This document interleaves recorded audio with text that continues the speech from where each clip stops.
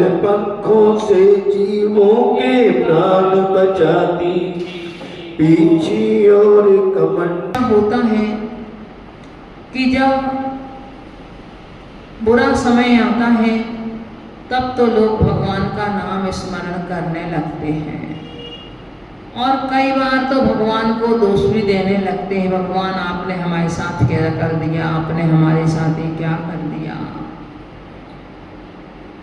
और जब सुख का अच्छे का समय आता है तब नहीं कहते कि भगवान आपकी कृपा से हमारे लिए सब कुछ प्राप्त हो गया है। ये अच्छे दिन, सुख दिन के दिन सब आनंद हमें यदि मिल रहा है भोगों का भी, तो वो भी हमें आपके आशीर्वाद से पंचेंद्रियों के सुख हमारे लिए प्राप्त हो गए। पर अब हमें एक आत्मिक आनंद की जरूरत है। जो आनंद आपने प्राप्त किया है, जो सुख आपने प्राप्त किया है, उस सुख की प्राप्ति की ओर भी हमें बढ़ना है। और हमारी यही भावना है कि कब ऐसे जीवन में समय आए कि हम उस अलौकिक सुख को प्राप्त करने की ओर अपने कदम बढ़ा सकें। इसी संदर्भ में अब हमें देखना है कि आखिर हमने संसार में अभी तक रह करके कितना सुख प्राप्त किया और कितना दुख प्राप्त किया। यदि एक व्यक्ति कोई ऐसा है जो पहले निर्धन हो, रोटी रोटी को भी मोहताज हो, समय व्यतीत हुआ और उस व्यक्ति के पास में संपन्नता आ जाए, तब वह उन दुख के दिनों को भूल जाता है। और जब वह दुख के दिनों को भूल जाता है तो उसमें कहीं ना कहीं अहम आ जाता है। किंतु जो इस बात को नहीं भूलता है कि आज यदि हम उठकर खड़े हुए हैं तो आज हम किस कारण से, कहां से, किसके निमित्त से हुए हैं, यदि इतना वह ध्यान रखे तो वह अपने उन अहंकार से ग्रसित नहीं होता। एक व्यक्ति का दृष्टांत आता है कि उसने की भी यही समस्या थी कि पहले बहुत गरीब था, किंतु समय आया और समय पाकर के उसके पास बहुत वैभव हो गया। और ऐसे बहुत लोग आपने सुने होंगे कि कौड़ियां जिनके पास नहीं थी वो करोड़ों अरबों में खेलने लगते हैं, और जिनके पास करोड़ों अरबों हो वो कौड़ियों के लिए भी तरस जाते हैं। ये जीवन में स्थितियां कई बार घटित होती हैं लोगों के। उतार चढ़ाव छोटे मोटे तो सबके जीवन में चलते रहते हैं, पर किसी किसी के जीवन में बहुत बड़े रूप से एकदम अप और डाउन होता है। उसके जीवन में भी यही हुआ। वह बहुत संपत्तिशाली हो गया, किंतु फिर भी उसने अपने एक पुराने बक्से में जो पहले अपनी ड्रेस पहनता था, वो अपनी एक ड्रेस और अपने टूटे हुई चप्पल रख रखे थे। किसी ने उससे पूछा कि भाई ये क्यों रखे हुए, अब इसको तो फेंको। घर के परिवार के लोग भी कहते थे कि अब ये रखे हुए हैं, टूटी पेटी रखे हुए हो, इसमें क्या रखे हुए हो, अब इतना सारा आपके पास हो गया, अब इसकी क्या जरूरत है। और हम भी यही करते हैं कि जब कोई पुराना हो जाता है तो हम उसके लिए निकाल देते हैं। आजकल तो वैसे ही लोगों की फैशन है कि वह मकान भी बदलते हैं, घर भी बदलते हैं, सोफा भी बदलते हैं, सब अपने घर का डिजाइन भी बदलते हैं, सब कुछ बदलने का आजकल तो वैसे भी फैशन है। एक व्यक्ति पता नहीं अपने जीवन में को 2-2 4-4 मकान बदल लेता। पहले 2-2 4-4 पीढ़ियां एक मकान में रह लेती थी। लोगों को लगता था भाई हमारी पुश्तैनी जायदाद है, हमें इसको छोड़ना नहीं है। किंतु आज वो प्रेम और वो वात्सल्य की बात और समर्पण की बात तो आज हमें अपनी सुख सुविधाओं के आगे सब खत्म होती चली जा रही है। तो उस व्यक्ति ने क्या कहा, बोले भाई मैं जब भी थोड़ा सा अपने इस वैभव को देख करके गर्व में आता हूँ तो मैं इस पेटी को खोल करके देख लेता हूँ कि तुम अपने आप में अभिमान मत करो, तुम यहाँ से उठ करके आए हो और इसी ने तुम्हारे लिए आज ये दिलाया है, इसके बाद तुम्हें ये प्राप्त हुआ है, इसलिए इसका अभिमान ना करो। पता नहीं कब यह छूट जाए और पुनः यहाँ स्थिति आ जाए, इसका कोई ठिकाना नहीं है, इसलिए मैं इसको रखे हुए हूँ। ये मेरी सबसे बड़ी संपत्ति है जो मेरे लिए हमेशा दिशा निर्देश करती रहती है, मुझे कसायों से बचाती है, मुझे अहंकार से नहीं पनपने देती मेरे अंदर, मैं इसलिए इसको रखे हुए हूँ। आचार्य विद्यानंद जी ने एक बार एक घटना बताई थी। बोले मैं महावीर जी में था तो दो महिलाएं कभी दरी पर भी नहीं बैठती थी।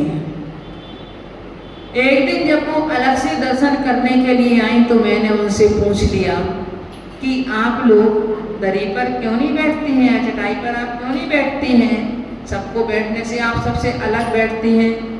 बोले महाराज जी हमने अच्छे और बुरे सब कुछ दिन देख लिए हैं, हमारे पास बहुत कुछ था और सब छूट गया और आज हमारे पास फिर से सब वापस आ गया, किंतु हमने अपने जीवन में निर्णय किया है कि सब कुछ तो छूट सकता है पर ये धरती नहीं छूट सकती है, इसलिए हम धरती का ही आश्रय लिए हुए हैं कि हम जब भी बैठते हैं तो इस धरती पर ही बैठते हैं। हमारे घर में आपके आशीर्वाद से आज सब कुछ है फिर से, परंतु हम कभी महाराज जी उस सोफे पर नहीं बैठते।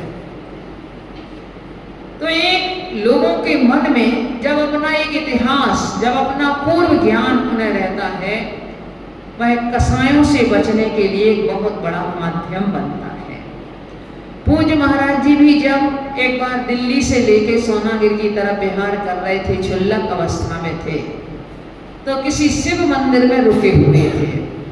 बगल के घर में से कहीं से आवाज आई किसी महिला के रोने की, तो उनके मुख से शब्द निकले, कितनी करुण कहानी मेरी। सब लोग जो साथ में बैठे हुए थे वो लोग बोले महाराज जी आप एक मेरी करुण कहानी ही लिखो, और बस बोले चलो लिखाओ, कॉपी लाओ पेन लाओ। और उन्होंने उस समय से वहाँ मथुरा की बात है शायद एक मथुरा के आसपास की, वहाँ से लिखना शुरू किया और ये पूरी पुस्तक सोनागिर तक जाते जाते बिहार में पूरी कर दी। तो ये इसलिए लिखी गई कि किसी के दुख को सुन करके, और ये जीव की यह जीव हम वर्तमान में कुछ दुख झेला हो तो उसको तो याद कर लेते हैं, किंतु उसके पीछे और कितना हमारा लंबा इतिहास है, हम कितना सहन कर करके आए हुए हैं, इसका हमें ज्ञात नहीं है। तो इसलिए ये मेरी करुण कहानी के माध्यम से हम समझ सकते हैं कि वास्तव में मेरा स्थान कहाँ है, मैं कहाँ से आया हूँ और क्या क्या कष्ट झेल करके आया हूँ, किन रास्तों को पार करके आया हूँ, कितने कांटों को मैं सहन की वेदना को सहन करके आया हुआ हूँ। कहीं मुझे यदि फूल भी मिले तो वो फूल भी उन कांटों के साथ में मिले हुए रहे, तो इसलिए उन फूलों की जो सुख था वह सुख भी मैं पूरा झेल नहीं पाया, उस सुख को भी पूरा अनुभव नहीं कर पाया। तो ये सानुमतियों में संसार में मेरी यही स्थिति रही है। कल हम लोगों ने 5 स्थावर काय में से पृथ्वी, जल और अग्नि, इनके कष्टों को हमने जाना था। आज स्थावर काय में 2 और बचे हुए हैं, वायु काय और वनस्पति काय। इनके कष्टों को आज हमारे लिए देखना है। वायु काय में सही विपत्ति, चीर चीर सब चल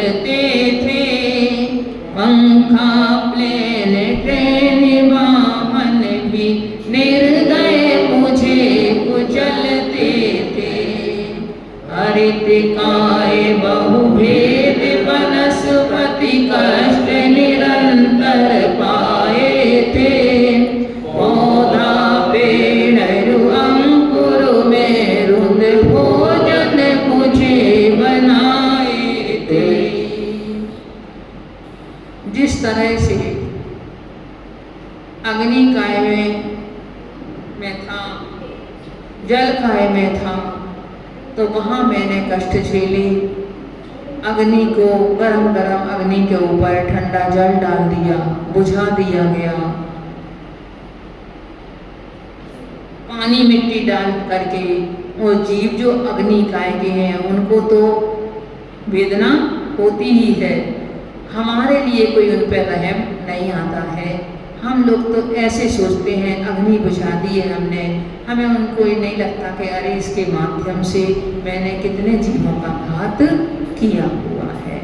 पहले देखो कम से कम था, एक बार शाम को लोग दीपक जला लेते थे, सुबह वह अपने आप बुझ जाता था, उसमें इतना तेल होता था। आज हमें अपने दिन भर में कम से कम 150 बार तो स्विच ऑन और ऑफ करना ही पड़ता होगा। चूल्हा एक बार जला लेते थे, पूरा भोजन बन जाता था, तो उसके बाद अग्नि को ढक दिया जाता था ताकि और जो वायु काय के आदि के जीव हैं वो उससे विनाश को प्राप्त ना हो। किंतु आज आपको भोजन बनाते समय गैस कितनी बार करनी पड़ती है? अनकाउंटेबल है। तो ये सब वर्तमान के जो साधन हमारे लिए हैं वो हमें स्वयं के लिए तो सुखप्रद हैं, किंतु उन जीवों की महान हिंसा के कारण बने हुए हैं। क्योंकि आपने लाइट जलाई, अग्निकाय की उत्पत्ति हुई, आपने ऑफ की, अग्निकाय जीवों का मरण हुआ। अगली बार फिर जलाओगे, फिर जन्म होगा, फिर उनके बाद बुझाओगे, फिर उसका उनका मरण होगा। तो ऐसे हमारी हिंसा दिन प्रतिदिन हमारी बढ़ती चली जा रही है।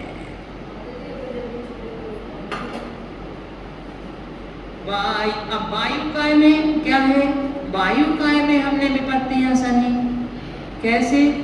तेज रफ्तार वाले वाहन, जितनी तेज रफ्तार वाली गाड़ियां होंगी उतनी हमें पसंद है, क्योंकि हमारे पास समय की कमी है। पहले लोग प्लेन से कितने लोग यात्रा करते थे, आज प्लेन हमारे लिए बस जैसी हो रही है, ट्रेन हमारे लिए साइकिल जैसी हो रही है। तो कितना उनके माध्यम से हम उस समय यह नहीं सोचते हैं कि मैं देखो ये कर रहा हूँ, परंतु करते हुए भी मेरे द्वारा कितनी हिंसा हो रही है। हाथ का पंखा झल लेते थे लोग, पसीना आता था, निकल जाता था, उनकी भी गर्मी निकलती थी, किंतु आज हमारा बिना एसी के काम नहीं चलता है। एक बार कोई बता रहा था कि 6 पंखे के बराबर लाइट खींचता है एक कूलर, वो भी सामान्य कूलर, और 6 कूलर के बराबर एक लाइट का खींचता है एक एसी। माने 36 पंखे आप चला लोगे उतना जितना उसमें हिंसा होगी जितनी एक एसी को चलाने में हिंसा होती है। तो अब हम देखो हिंसा से अहिंसा की ओर बढ़ रहे हैं कि हम अहिंसा से की ओर बढ़ रहे हैं, या अहिंसा से हिंसा की ओर बढ़ रहे हैं वैज्ञानिक साधनों के माध्यम से। प्राकृतिक जीवन तो हमारा खत्म ही होता चला जा रहा है, और सारा का सारा इस भौतिकता के कारण हमारी पापों में प्रवृत्ति प्रारंभ हो गई है। प्रारंभ तो पहले थी, परंतु अब बहुत अधिक बढ़ती चली जा रही है। तो इनके माध्यम से मैंने हम उस वायुकायिक में भी अनेकों दुख सहन किए, अगणित दुख सहन किए। अब जब वनस्पति काय में मैं आया तो वनस्पति काय में भी मैंने निरंतर कष्टों को उठाया, और पौधा पेड़ हो अंकुर हो, इनमें रुन करके मुझे भोजन बनाया गया। भोजन तो किससे होता है? वनस्पति से ही। तो इसका अब इसमें हम क्या कर सकते हैं कि हम कम से कम विवेक पूर्वक, जिसमें कम से कम हिंसा हो, ऐसी वस्तुओं का प्रयोग करके हम अपनी क्षुधा की पूर्ति कर सकते हैं। क्योंकि कैसा है, एक असक्त अनुष्ठान होता है और एक सख्त अनुष्ठान होता है। असक्त अनुष्ठान से मतलब जिससे हम बच ही नहीं सकते, असमर्थ है हम उसको करने में, तो हम उस पाप से तो बच सकते हैं कि जो हमें जरूरी नहीं है उससे बच सकते हैं, जो अनावश्यक है उससे बच सकते हैं, जो आवश्यक है वो तो भाई सहज में हो रहा है, हम अपने कार्यों के लिए कर रहे हैं, हम पाप जान करके उसको नहीं कर रहे हैं। तो ऐसे वनस्पति काय में भी अब देखो आज सौंफ के लिए, अच्छा दिखने के लिए, उनके लिए कैंची से उनके लिए उनको सजावट कर दी जाती है, अनेकों आकार बना दिए जाते हैं, वो कर दिए जाते हैं। यदि हमारे हाथ पैरों पर कोई कैंची चलाए तो कैसा लगेगा? जीव तो उसमें भी है, शरीर उसका उस रूप है, किंतु जीव तो उसमें भी है। अब खेती भी बिना उसके नहीं हो पाती, बिना कीटनाशक दवाइयों के।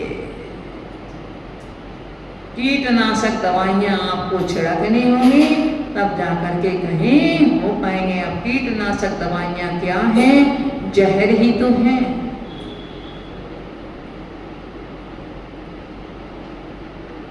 शौक और श्रृंगारों को भी जन जन कष्ट दिखाए थे, मुरझाए अरुगंध गए पर पैरों तले दबाए थे।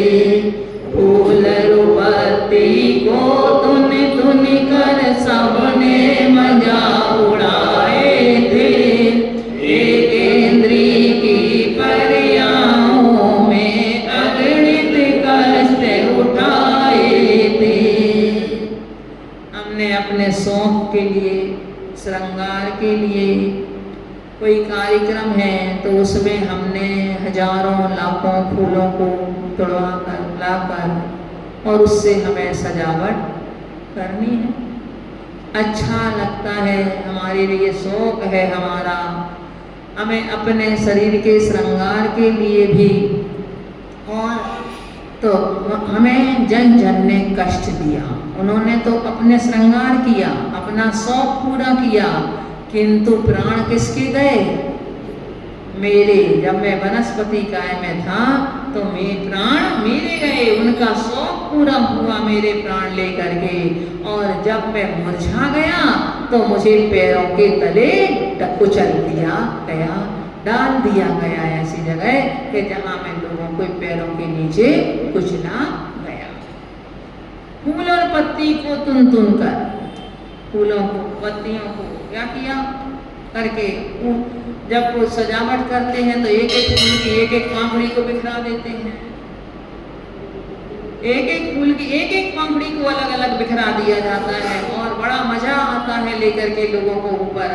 अब आजकल तो ये समय आ गया है कि लोग साधुओं के ऊपर भी फूलों की पत्तियां और फूल उनके ऊपर भी बिखराते हैं, उनके ऊपर भी करते हैं, और उनकी सभाओं में भी मतलब उस तरह से सजावट करते हैं।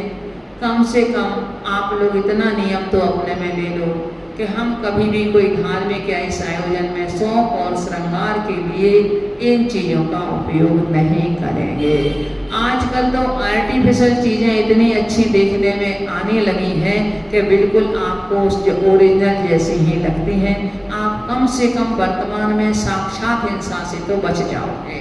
हिंसा तो उनके पीछे भी है, पर सामने जो प्रत्यक्ष हिंसा आपके द्वारा हो रही है उस प्रत्यक्ष हिंसा से तो हम कम से कम बच जाएंगे। तो उनको फूलों को पत्तियों को तोड़ तोड़ कर सबके लिए मजा ही तो आता है, कोई बुरा थोड़ी लगता जिस समय हम फूलों को तोड़ते हैं या वो करते हैं, मजा ही आता है, सबको अच्छा लगता है, क्योंकि उसमें हमें अपने घर का गुलदस्ता सजाना है, घर सजाना है, ये करना है, तो हम उसके लिए अच्छा मान करके ही करते हैं। तो पाप भी करते हैं और अच्छा मान करके करते हैं। एक इंद्री की इस तरह पर्यायों में हमने अगणित कष्टों को उठाया जिनकी कोई गणना नहीं कर सकते। अब 2 इंद्री, 3 इंद्री और 4 इंद्री में क्या कष्ट झेले उनको समझ लें। 2 इंद्री पर्यायों में लट और केंचुआ आदि में कष्ट सहे पिस कर रुंध करके कैसे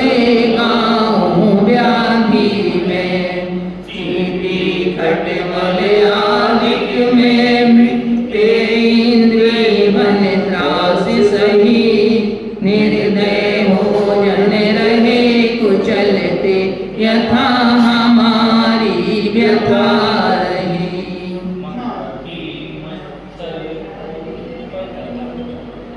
दो एक बाद में कर लेना, दो इसके लिए हो जाएंगे बाद में, तो शनि पंचमी रखा पूरा हो जाएगा। दो इंद्रिय की पर्यायों में भी, अब दो इंद्रिय जीव कौन कौन से होते हैं? जो रेंगने वाले छोटे छोटे कीट होते हैं वो दो इंद्रिय जीव होते हैं, जैसे लठ है, केंचुआ है, इसी तरह के और भी जो जीव हैं वो दो इंद्रिय जीव होते हैं। उनके स्पर्शन इंद्रिय होती है और रसना इंद्रिय भी होती है। वर्षा में मिट्टी काल में जो जीव उत्पन्न होते हैं रहने वाले, वो सब दो इंद्रिय होते हैं। तो वहाँ क्या हुआ कि अब वहाँ लठ है, केंचुए आदि हैं। लोग कहते हैं केंचुओं की तो खेती की जाती है और उनके माध्यम से अनेकों दवाइयाँ बनती हैं, वो बनती हैं, पता नहीं क्या क्या किया जाता है, और उन जीवों को समझो कि मार दिया जाता है उनके लिए। फिर तो इसकी उनको लठ है, अनाज में मान लो हो गई, आपने नहीं देखा, बिना अनाज आपका जिसे कहते हैं आप भून गया, उसमें लट आदि पड़ गई, और ऐसा प्रमाद लोगों में है, लाए बाजार से पैकेट का पैकेट लेके सीधा कुकर में जितनी चाहिए उतनी डाल दी, उसको ना धोया ना कुछ किया ना कुछ किया।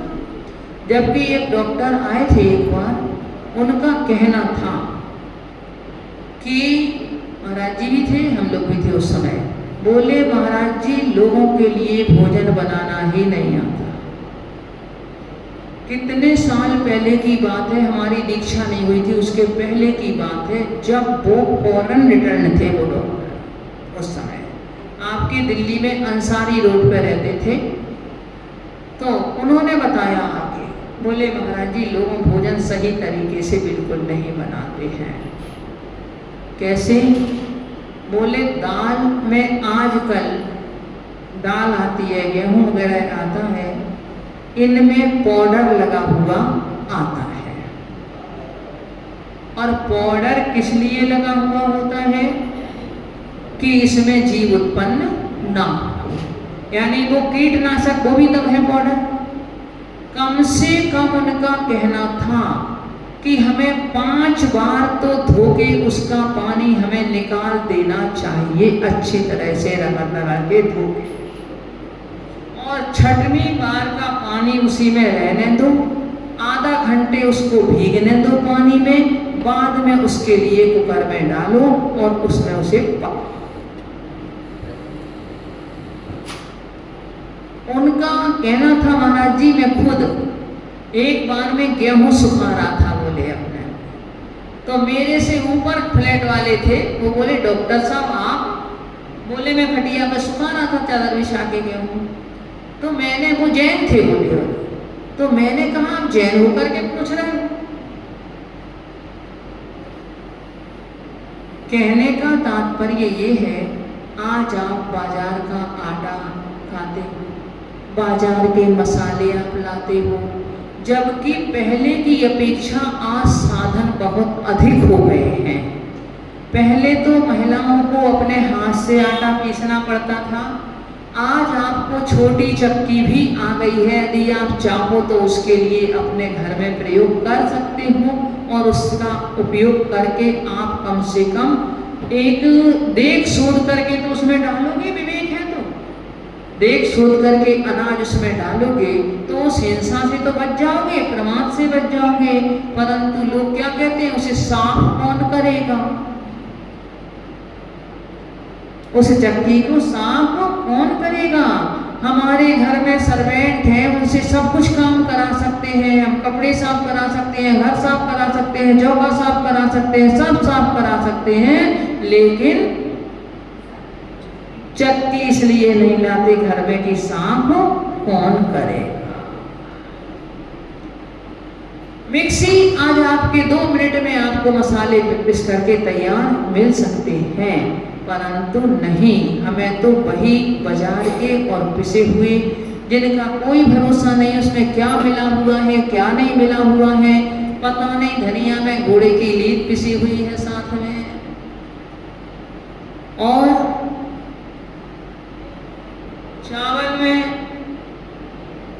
प्लास्टिक का चावल मिला हुआ है, मिर्ची में गेरू मिली हुई है, क्या क्या किसमें नहीं मिला हुआ है। हमसे ज्यादा जानकारी आप लोगों को है इस विषय में। तो ये सब चीजें हमारे स्वास्थ्य के लिए भी हानिदायक हैं। और जिस समय उन लोग पीसते होंगे तो क्या वो उनको देख करके पीसते होंगे कि कोई जीवों ना हो इसमें। आप तो इतना प्रमाद है कि आपको सब्जी भी बिनारी हुई बाजार से लाना है। वो क्या सब्जी आपको बिंदी हुई देंगे तो क्या वो आपको देख सोच करके देंगे? थोड़ा प्रमाद अपना कम करो, अपने भोजन को सुधारो, तभी आपका भजन सुधर पाएगा। जैसा खाए अन्न वैसा होए मन, जैसा भोजन होगा वैसा आपका मन भी होगा। अगर आपका भोजन सही नहीं है तो आपका भजन में भी मन नहीं लगेगा। आप हिंसा से तो पीड़ित हो गए, हिंसा का दोष तो लगेगा ही लगेगा, किंतु इसके साथ साथ आपका शरीर भी वह क्या होगा, वह शरीर भी आपका स्वस्थ नहीं रह पाएगा। तो ऐसे विकलेंद्री की पर्यायों में भी मैंने वही उनको पीस दिया जाता है, रुन दिया, या घर सफाई को साफ करते हैं, रोड पे डाल दिया, बीच में डाल दिया। अब वो जीव लेकर के यहाँ वहाँ घूम रहे हैं, लोगों के पैरों के नीचे आ रहे हैं, उनके लिए रोना जा रहा है। तो इस तरह से अनेकों प्रकार के कष्ट उस 2 इंद्रिय की पर्याय में हमने सहन किए। जब चींटी खटमल आदि 3 इंद्रिय की पर्याय में गए तो वहाँ तो समझो और भी बुरा हाल हुआ। दवाइयाँ छिड़क दी गई आदि और क्या क्या नहीं किया गया। तो 3 इंद्रिय बन करके हमने अपनी मतलब कष्ट ही सहन किए। निर्दयी हो जा रहे कुचलते यथा हमारी व्यथा रही। हमें निर्दयता पूर्वक लोग हमें कुचलते हुए निकलते चले गए। और भी अनेकों प्रकार से, जैसे अब कहीं चींटियां हो रही हैं तो क्या है, दवाई डाल दो, झाड़ू लगा दो, वह कर दो। पहले लोग पहले झाड़ू लगाते थे, उसके बाद कम से कम डस्टिंग करते थे। किंतु आज क्या करना है, आप सीधा पानी फैलाया, सीधा वाइपर फेर दिया। कौन उस वो पानी आपके द्वारा उस चींटी के लिए तो नदी जैसा है, इसका इतना छोटा शरीर है, उसके लिए तो वही नदी जैसा हो गया वो आपके द्वारा फैलाया गया पानी। उसके जैसे हमारे लिए भय संज्ञा है, उनमें भी भय संज्ञा है। जैसे हमारे दिल की धड़कन बढ़ जाती है किसी भी आपत्ति पे, ऐसे उनके भी दिल की धड़कन बढ़ जाती है। वो भी आत्मा उनके अंदर भी है, परंतु फिर भी हम उनके बारे में सोचते नहीं। मक्खी मच्छर अली पतंगियों चहु इंद्री दुख पाए थे। बीड़ी इत्यादि छिड़क तन नाहक प्राण छुड़ाए थे। पंचेंद्रिय में हुआ से दुमैयादि बहु रूप धरे। वे बुद्धि अज्ञान दशा में बेमन के बेमौत मरे। मक्खी और मच्छरों के लिए तो अब ये हाल है। एक जगह कहाँ रुके थे, बोले यहाँ एक मक्खी नहीं आ सकती, एक मच्छर नहीं आ सकता पूरा यहाँ। क्यों भाई? बोले मशीन लगी हुई है, चट चट बोलती है, कोई भी मच्छर आएगा भी तो वो अपने प्राण ही खो देगा। तो बोले यहाँ आपके लिए पूरे उसमें कहीं, क्योंकि बच्चों का हॉस्टल है, बच्चे बीमार हो जाएंगे तो कौन वो करेगा बच्चों का। यहाँ मैस होता है तो उस मैस में भी वहाँ नहीं आना चाहिए। पर आप ये तो सोचो, जहाँ वो जीवों का कलेवर जलेगा तो वो शमशान हो गया, और वो जीवन का कलेवर जलेगा तो उसका पॉल्यूशन फैलेगा कि नहीं फैलेगा। कोई जीव आएंगे और उनका कलेवर, औदारिक शरीर तो उनका भी है, अगर वो जलेगा तो उसका पॉल्यूशन फैलेगा कि नहीं फैलेगा। तो ये 4 इंद्रिय में मक्खी मच्छर भौरा पतंगे आदि, इनके लिए तो मतलब रास्ते में देखो जब कभी बरसात का समय होता है उस समय गाड़ियां ले जाते हैं, वो सड़क पे बिछे रहते हैं वो जीव सुबह सुबह, कौन देख करके चला रहा है उनके लिए, उस पर से गाड़ी निकालते लेकर के चले जाते हैं। घरों में ऐसे साधन जुटा लिए हैं कि जिनके माध्यम से कोई मक्खी मच्छर आ भी ना पाए, यदि आए तो वह अपना प्राण ही दे करके जाए। अनेकों प्रकार की दवाइयों को छिड़क कर अब तो और नए नए साधन आ गए हैं, दवाई छिड़कने की भी जरूरत नहीं पड़ती है, और भी नए नए साधन ऐसे आ गए हैं कि जिनके माध्यम से हाँ वो उन जीवों की हिंसा हमारे द्वारा निरंतर होती रहती है। इसके साथ जब मैं पंचेंद्री में गया और असैनी अर्थात बिना मन के हुआ, पंचेंद्री जीव भी ऐसे होते हैं जो मन सहित भी होते हैं और मन रहित भी होते हैं। 4 इंद्री तक के जीव तो मन रहित ही हैं, किंतु पंच इंद्री में 2 प्रकार के होते हैं, मन सहित और मन रहित। जो मन रहित है वो असैनी कहलाते हैं, असंगी कहलाते हैं, और जो मन सहित है वो सैनी कहलाते हैं, संगी कहलाते हैं। तो ऐसे जब मैं पंचेंद्री असैनी जीवों में हुआ तो तुमई अर्थात 2 मुँह वाला सर्प, पानी वाला सर्प, ये असैनी होते हैं, और भी बहुत सारे जीव होते हैं। तो ऐसे ये जीव असंगी होते हैं, इनके मन नहीं होता है, इन दोनों का तो भी है इसमें दृष्टांत में।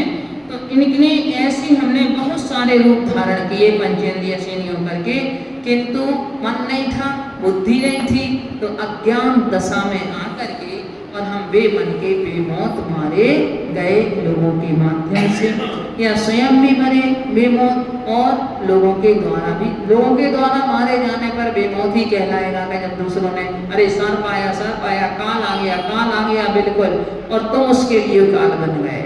वो तुम्हें तो नहीं बन पाया, किंतु तुम उसके लिए काल बन गए, उसको मार दिया, उसको मरवा दिया। तो अब कौन किसको काल है पता नहीं, पर उस वो तुम्हें काल बन करके आया है कि बेचारा अपने प्राण देने के लिए आ गया, तुम उसे अपने काल के पास खुद आ गया दौड़ करके। ये तो हमें सोचने की बात है।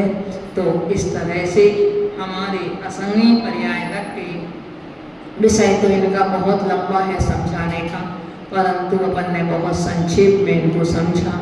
अब इसके बाद में सैनी पर्यायों में हमने क्या दुख सहन किए हैं, इनको हमारे लिए अगले चरण में हम लोग इनको समझें।